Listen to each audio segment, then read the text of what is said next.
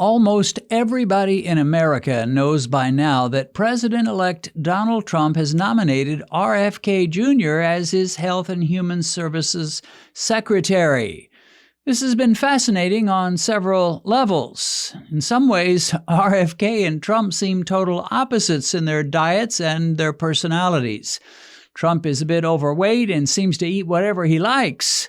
Kennedy is muscular and strongly espouses healthy eating and healthy living.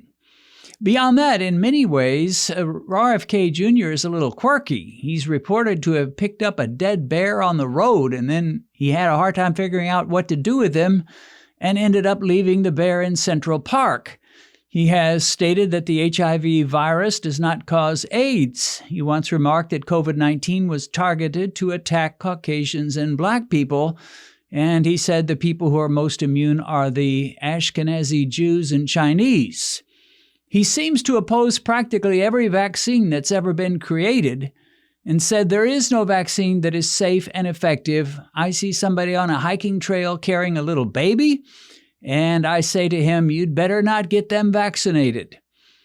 Recently, while on President-elect Donald Trump's plane returning from a UFC fight in New York, RFK was photographed with a McDonald's meal in front of him, including a regular sugary Coca-Cola. A day or two before that photo was taken, he had stated that food choices on Trump's plane were just poison. He said that Trump eats really, really bad food, but after the photo was made public, he tried to defend himself by saying, well, I don't have anything against fast food. I'm against food that has seed oils.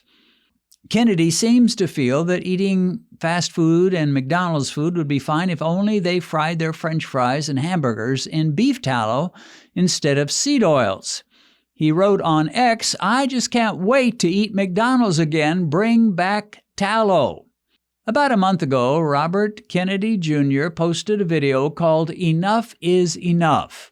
And in it, he railed against the chemicals, preservatives, and especially the food dyes inserted into our American foods.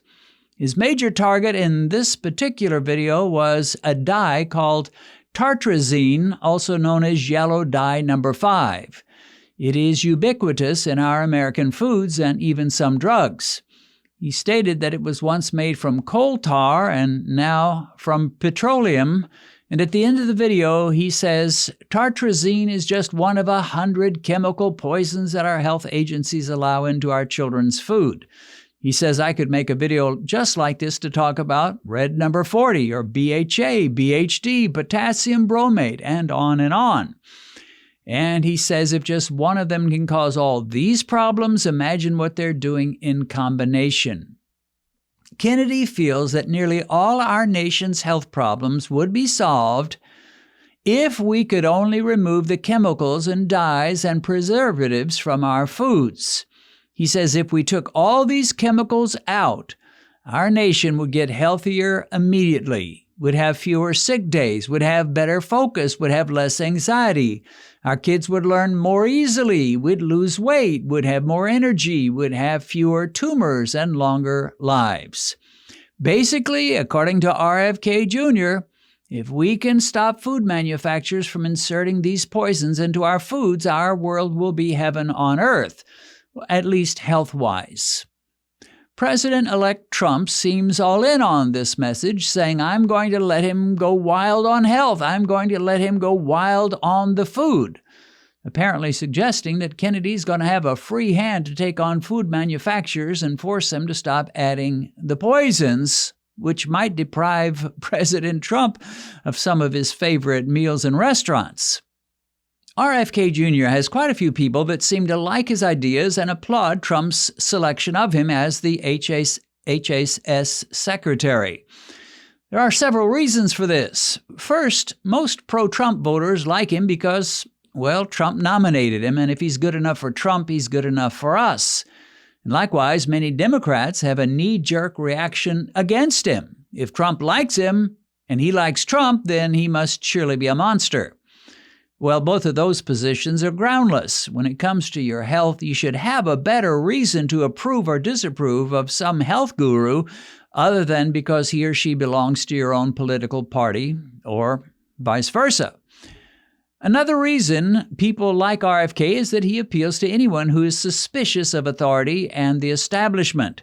When he goes on and on about the evil of big food or big pharma or big ag or big anything else, some people immediately jump on board. They figure these big institutions are all about profit and they know how to put pressure on the government to allow them to destroy our health. And there may well be some truth to that. But there's another reason that RFK's anti-chemicals, anti-food dyes, anti-preservative ideas have caught on. In a way, RFK is kind of like a negative image of researcher Benjamin Bickman. Bickman tells us most of our chronic diseases, such as diabetes and cancer and heart disease and strokes and high blood pressure, are a result of metabolic syndrome springing from constantly devouring way too much sugar and carbohydrates. But Kennedy says these conditions are the result of us eating too many foods containing preservatives and food dyes. Many people find it very attractive to believe that Kennedy may be right. In other words, it's the food coloring, stupid. And if that is true, we don't have to change our diet. We can just go right on eating our McDonald's hamburgers with their monstrous buns and French fries if we can just force them and other food manufacturers to leave out the food coloring and the seed oils. No need for us to sacrifice the foods we love, the cinnamon rolls and jelly donuts, and to stuff ourselves with bread products and all kinds of pasta and eat large baked potatoes and sugary desserts. If we can just force those food makers to stop adding all that junk into our foods, everything will be perfect and we can get back to eating the way we always have eaten. I saw one group of news commenters who were discussing RFK and some of his ideas, and one man tried to defend him by saying that we give our children sugary cereals and then we give them Ritalin to keep them from getting too hyper. But his defense of Kennedy was off base. Kennedy doesn't seem to be complaining, at least not that I've heard, about the sugar in the cereals. He would much rather talk about the yellow dye number 5 and red number 10 and blue number 12 and green number 99. Okay, I may not get all those numbers right. But in other words, don't worry so much about the sugar, worry about the color or the preservatives. My friends, there is a poison 1,000 times worse than food coloring. It is called sugar, S-U-G-A-R. And it is sugar that is the main culprit behind metabolic syndrome, diabetes, many cancers, Alzheimer's, heart disease, strokes, crippling arthritis, and a whole lot more. And it's not just sugar by that name. It may appear as high fructose corn syrup, maltose, molasses, brown sugar, agave nectar, barley malt, brown rice syrup, just to name a few. A lot of times they'll change the names on the ingredient list to fool you, but don't be mistaken, it's basically sugar. But our health woes are also caused by foods that turn into sugar.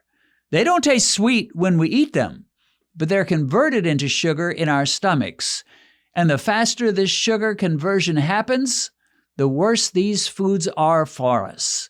Some of the worst offenders are bread, pasta, potatoes, rice, and any product made with white flour, and most products made with brown flour. Kennedy's poisons, such as food dyes and preservatives, are amateurs, but the poisons of sugar and refined carbohydrates are world class.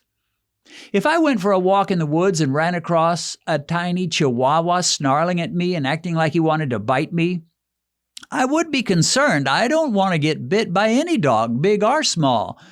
But if I ran across a huge grizzly bear snarling at me and charging at me, I wouldn't be concerned. I would be terrified. And in case you haven't figured it out, it's sugar and excess carbs that are the bear. Yellow dye number 5 and some of these preservatives are the chihuahua.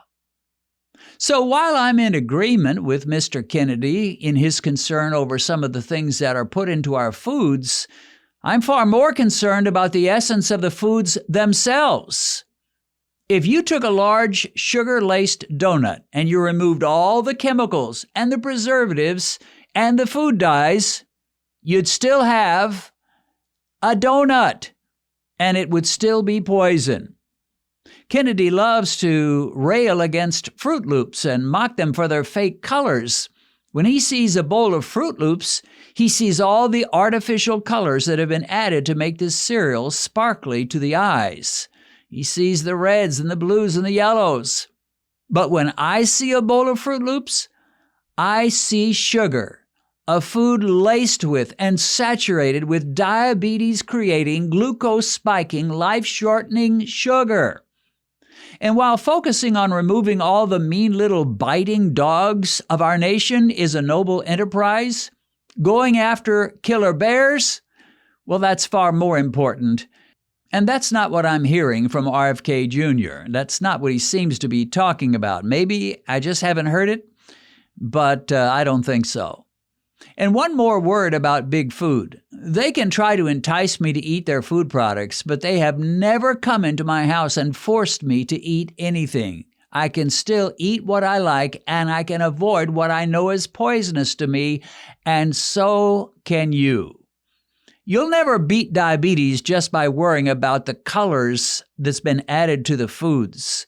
You'll beat it when you see the real monster is sugar and starches which turn into sugar lightning fast and spike your glucose and make you insulin resistant and eventually full-fledged diabetic.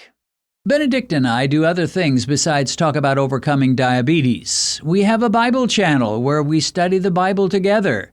This is probably not as somber a Bible study as you might be used to. We laugh and kid each other a bit, but we also go into the details of the Scriptures and share insights from our many years of preaching and studying the Bible. Insights I believe will be helpful to you as you navigate your way through this difficult and dangerous world.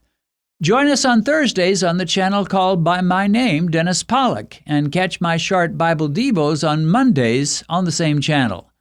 Beating diabetes is great, but winning in the ultimate struggle of life is better still.